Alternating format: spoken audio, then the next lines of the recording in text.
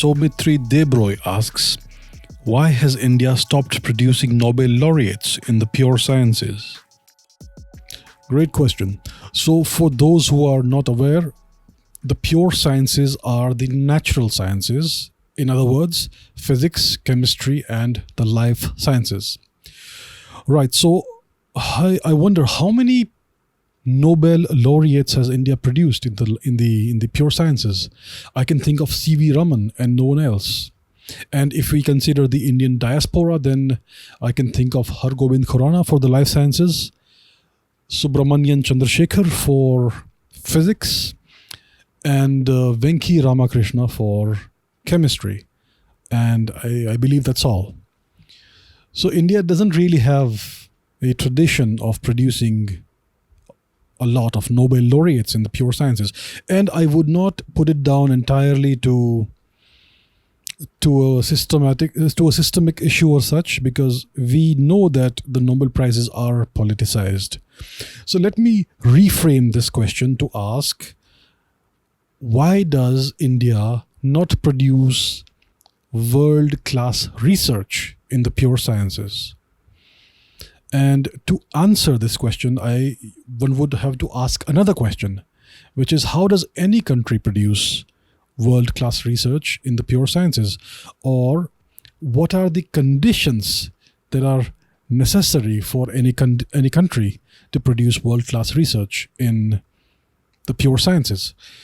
So the first condition is that the country should produce talented individuals, talented people. So that's the first condition. If a country doesn't have the talent, then it's never going to produce world-class research. The second condition is that the country should have a world-class education system. The third condition would be that the students should get sufficient exposure to science and scientists, because you need role models, you need inspiration. And the fourth condition, I would say, would be the country should have the right environment and facilities that are necessary to nurture a world-class scientific ecosystem. So yes, 4 conditions in total is what I would give. Now the question is, does India satisfy these conditions? Does India produce talented people? Oh my goodness, absolutely yes. India has the world's most talented people. Unfortunately, they are in NASA and in Microsoft and Apple and Tesla and everywhere else in the world. The best talent leaves India, and there has to be a reason for that. So yes, India does produce world-class, highly talented people. India produces an abundance of them. Does India have a world-class education system? Absolutely not. Do Indian students get sufficient exposure to science and to scientists? I don't think so. They don't.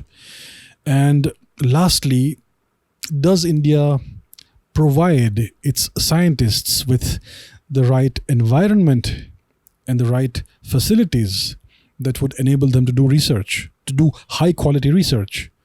The answer again is no. So let's examine this in a little more detail. Let's do a thought experiment, a Gedanken experiment. We all know Srinivas Ramanujan.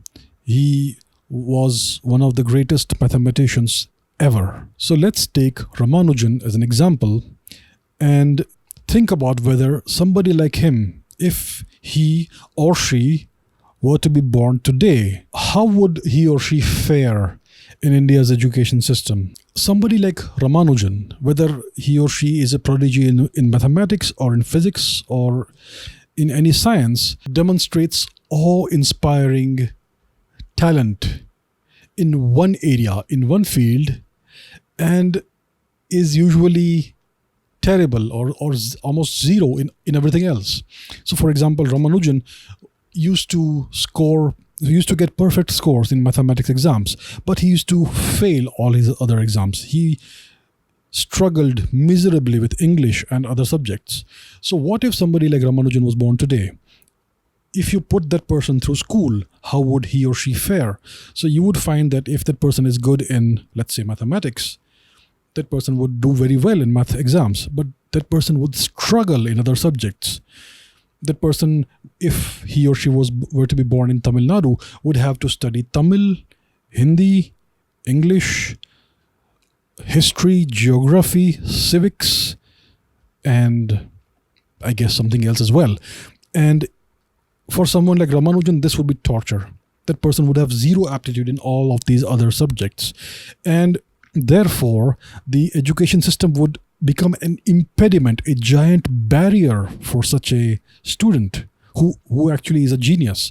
So the Indian education system at the school level excels at promoting mediocrity, at promoting average students, and at destroying genius level students. That is the problem with the Indian education system. A good education system would identify special talent and fast track that. And that is a significant deficiency that we have in India. And I'm sure many other education systems also have this deficiency. Now, let's say that by some miracle, this Ramanujan level person is able to go through the school level and perhaps the bachelor level and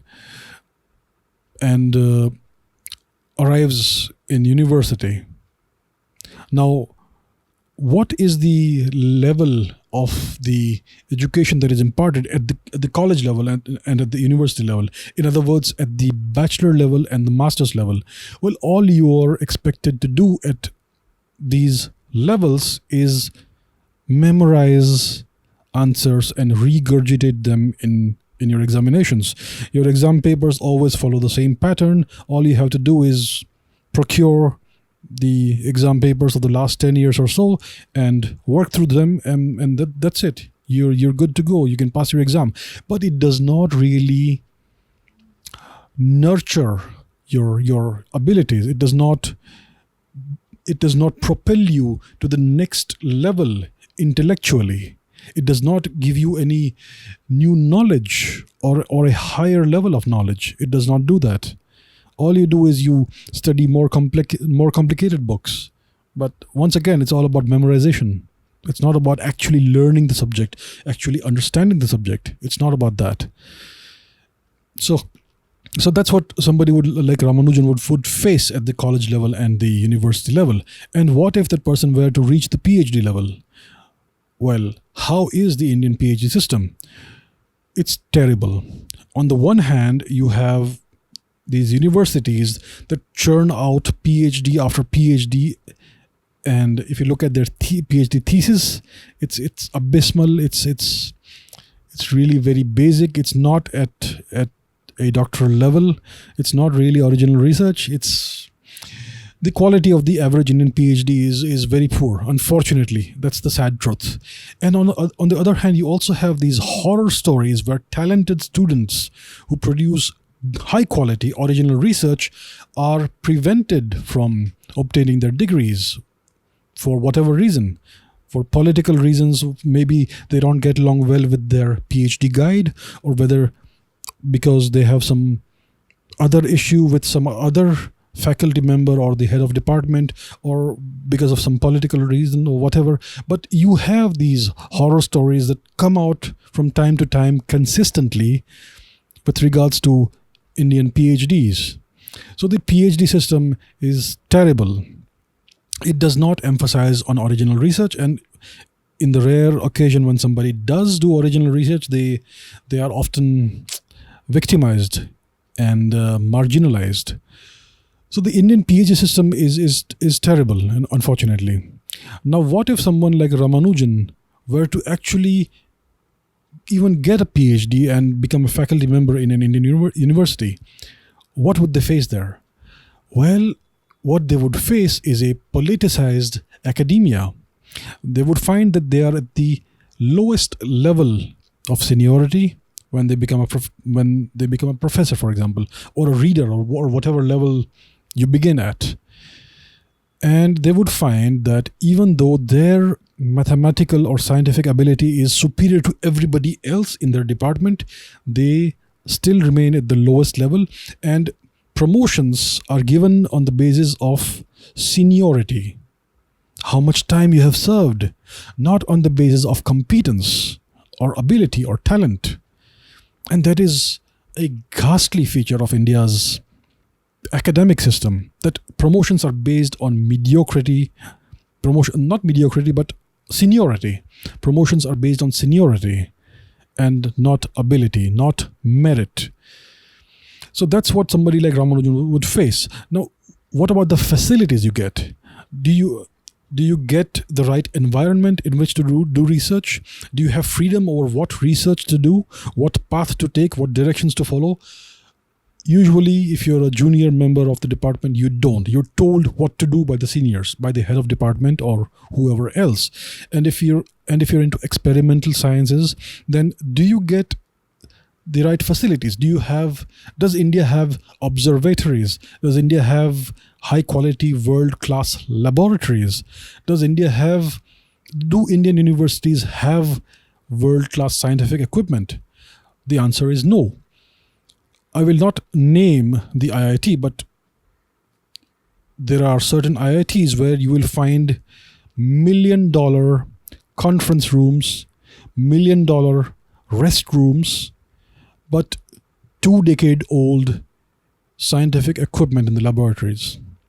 So that's the kind of situation you have in India's premier research institutions. And these are the reasons why India doesn't do well in the pure sciences or in any science. What you need is freedom from bureaucratic control and interference. What you find in the typical university department is that the head clerk has more power than the head of department. Bureaucrats hold all the power. They control the budget. They control everything else. They control logistics. The head of department is essentially subservient to the head bureaucrat. And that's what you find everywhere in India, in every single university.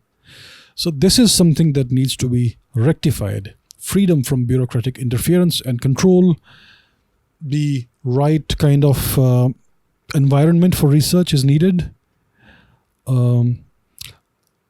What scientists are forced to do is they are forced to spend their time navigating political and bureaucratic hurdles. And again, promotions involve politics. There's a lot of departmental politics. And the system is such that those that are adept at politicking are the ones that get promotions faster. So the criterion for promotions is not your talent, your ability. It's your seniority and how good you're at politics. And this is the sad truth. So what needs to be done is that the entire education system needs to be revamped from the ground up. It's terrible. It cannot be changed. It needs to be rebuilt from the ground up. And it needs to happen soon if India is to make any significant progress in the physical sciences. The cause for optimism is that India has probably the world's most naturally talented people in the world. They have this natural talent for science. So India needs to leverage that in order to propel itself forward if India wants to be counted among the major powers in the world. So that is the reason why India does not produce world-class research in the pure sciences and even in the applied sciences.